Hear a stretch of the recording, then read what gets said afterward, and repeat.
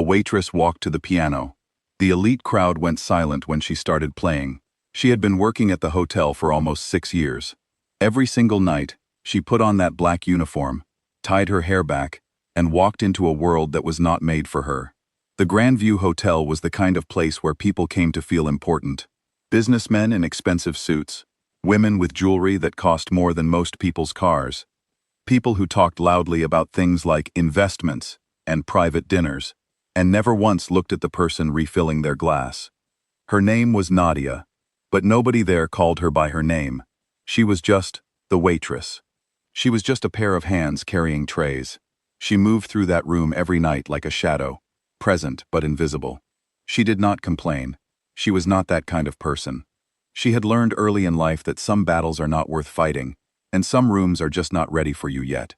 So she kept her head down, did her job, and went home to her small apartment where, if she was not too tired, she would sit at the old keyboard she had bought at a second-hand shop and play for a little while before bed.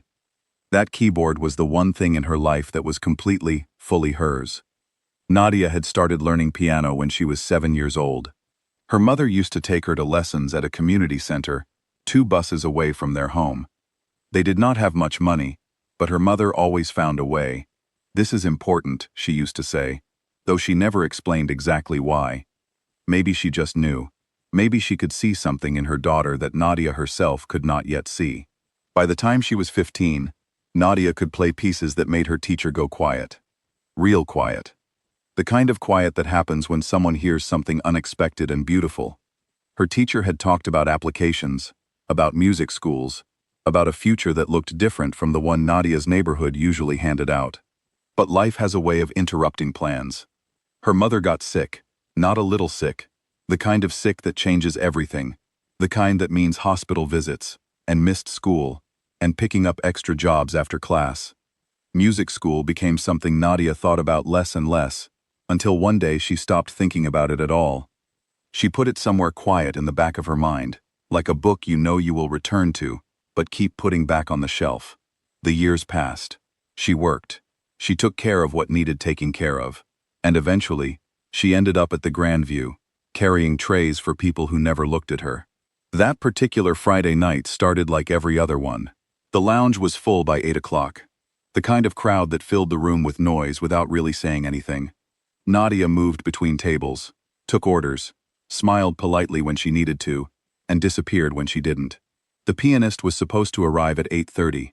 He played every Friday. Soft background music, the kind people talked over without noticing. At 8:45, the manager pulled Nadia aside. "He's not coming," he said, and the stress was already visible on his face. "Called in sick.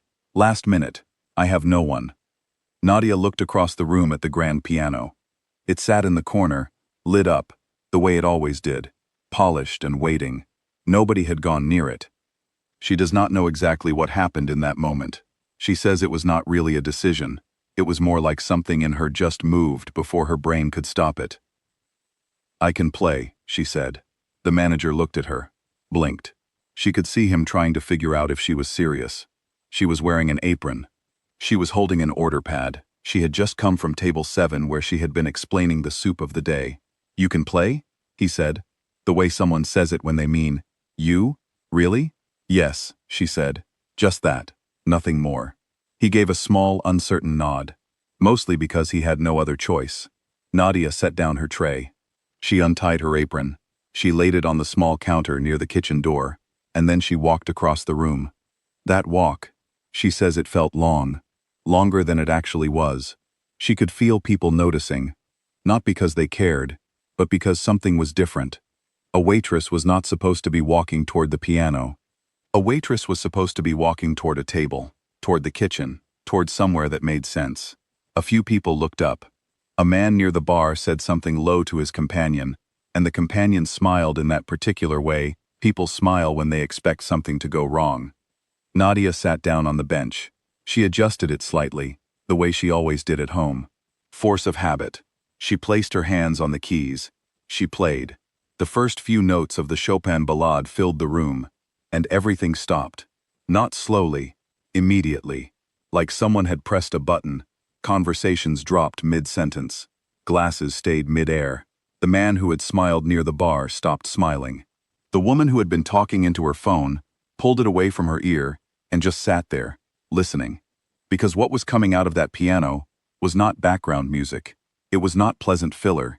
It was the real thing. Deep and serious and full of feeling.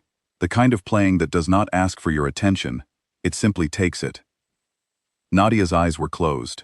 She was not performing for them. She was not thinking about the room or the tables or the fact that she still had 4 more orders to take before the end of the first sitting. She had gone somewhere else entirely. Back to that community center, 2 bus rides away. Back to her mother, sitting in a plastic chair and watching, smiling a little, hands folded in her lap. Back to all those nights on the second-hand keyboard in her apartment, playing to no one, for nothing except the feeling of it. She played the Chopin piece all the way through. When it ended, she did not stop. She moved into something else, a piece of her own, something she had written slowly over many months, in small pieces, late at night. She had never played it for anyone. She had not planned to play it tonight. But her hands went there, and she let them. The room stayed silent the whole time. When the last note finally faded, there was a pause, a genuine pause, where nobody moved and nobody breathed, and the room just held the sound for a second longer than it needed to. And then someone started clapping. And then everyone did. Not polite applause, not the kind people give to be kind. People were standing, that rooftop lounge, a place where people came to be seen, where egos were large and reactions were small, was on its feet for a woman in a waitress uniform, who had just sat down at the piano without warning. Nadia opened her eyes, she looked at the room, and the room looked back at her. And for the first time in 6 years in that place, she was not invisible. Not a shadow. Not a pair of hands. She was just herself. Completely, fully herself. After the applause died down, an older gentleman made his way over to the piano. He introduced himself as someone involved in arts funding in the city, the kind of person who spent his evenings at exactly this sort of event. He asked her how long she had been playing. She told him. He asked what the second piece was, whether it was something he should recognize. She told him she wrote it. He was quiet for a moment. Then he asked if she had ever performed publicly. She told him the truth, just tonight. He gave her his card. He told her about a cultural program the city ran, residencies for musicians who needed space and time, and a proper audience. He told her to send him a message. She took the card. She thanked him. Then she went and picked up her apron from the counter near the kitchen, tied it back around her waist, and finished her shift. Table 4 needed their dessert menus. Table 9 was ready for the bill. There were 2 more hours before closing. She did all of it. Quietly, calmly, the same as any other night, except that her hands were still warm from the piano. 6 months later, Nadia played her first proper public recital. A real stage, a real audience, tickets that sold out in 3 days. The program included the Chopin Ballade and the piece she had written herself, the one she had never played for anyone until that Friday night in the hotel lounge. People came from across the city. Some of them had been in the lounge that night. Some had found out from someone who was. A few had simply heard, through some chain of conversations, that there was a woman who had put down a tray and sat at a piano and changed the temperature of a room. She still works at the Grandview. Not because she has to. Things have changed enough now that she has choices she did not have before. She goes back because she wants to. Because it is hers in a way. That place. Because she spent 6 years walking through it, and you do not give up the things you have already lived through. But on Friday nights, when she carries a tray through that room, the piano bench is left a little further out than it used to be. Just in case. Because the thing about talent is that it does not disappear when no one is looking at it. It waits, quietly, in small apartments and second-hand keyboards and folded-up dreams that were never fully given up on. And sometimes, on an ordinary night, in a room full of people who were not expecting anything, it simply walks over to the piano and introduces itself, and the world goes silent. End.